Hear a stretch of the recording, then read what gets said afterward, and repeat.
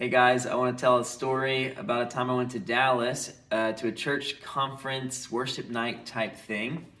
Um, and at the end of this service, they did what some people like to call a fire tunnel. Okay, so if you ever been to middle school volleyball or even like pro basketball games, like you might have two lines of people kind of cheering as people walk through the line. That's kind of like what a fire tunnel is, okay? But there are people walking through, and then there are people on either side of them, and instead of cheering, they are praying. Okay, fire of God, fire tunnel, all right? And interesting things happen sometimes. But what I wanted to share is an interesting theme that I heard as I was going through. Normally, I've been to a handful of these in my life, and generally people are kind of praying the same thing just over each person that kind of walks through. Lord bless them, whatever. But this one was unique in that several people were praying unique prayers for people. Just a super quick first thought that comes to my mind: Lord, what are you saying for this person? Like we've been talking about this whole deal of prophetic words. And here's some things that were prayed in this little short fire tunnel. Probably 10 people total that prayed for me. You have a lot of authority in the kingdom. You have lots of humility. You carry a mantle of authority, and it's because of your humility that you carry it. Put this one on the shelf, but I really feel like you are an apostle in the kingdom. And lastly, not only will you be an influence to important people, but you will be one yourself. So this is 6 months after my July 2013 leader thing, where everyone's telling me I'm a leader. And then again, a bunch of strangers, people that have never met me before, they haven't seen me talk before, they don't know who I am. And all I have done is just gone to attend this church service. I just sat literally in a pew and listened to I didn't even take notes, okay? I didn't have my Bible with me, I wasn't just obviously a superstar Christian, and yet all these strangers, again, randomly are saying things about authority and leadership and influence and being important, and humility being kind of the undertone of that experience. I want to share that story because seriously, is this normal? Does everyone have 10 times where this has happened? Because this is crazy. And the reason I want to share this story, and I'll share several more under this theme of leadership before I talk about some other things that God's told me about who I am, is a couple reasons.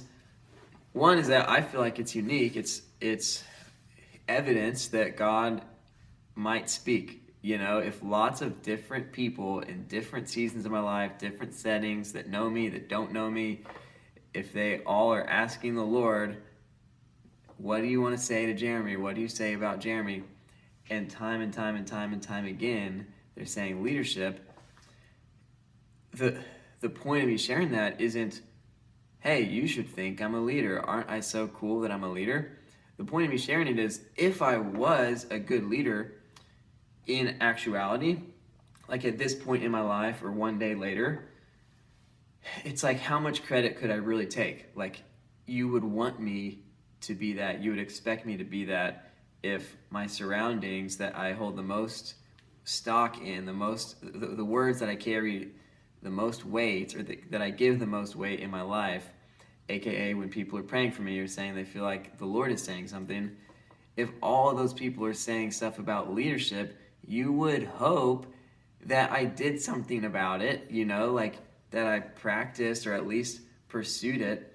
And so at the end of my life, who knows what I'll lead or whatever, but could I really change the story to be I just got up at 4 a.m. and you just gotta believe in yourself and yada yada. It's no, people were believing in me and sharing these words that they felt like were from God about me before I ever believed in myself. And there are several more stories that I'll keep sharing, but again, the point of these videos is hey, let's not give credit to Jeremy.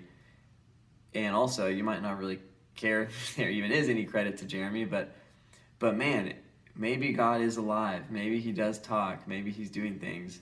And so hopefully I can continue sharing stories and encourage you, because certainly they've been encouraging to me. But I walked away from that night in Dallas like, what in the world? Seriously, what in the world? And especially the one person that said, put this one on the shelf, but they said that in a tone of like, basically, don't get puffed up about this, and also, I could be wrong. And like, I don't normally say something like this. Like,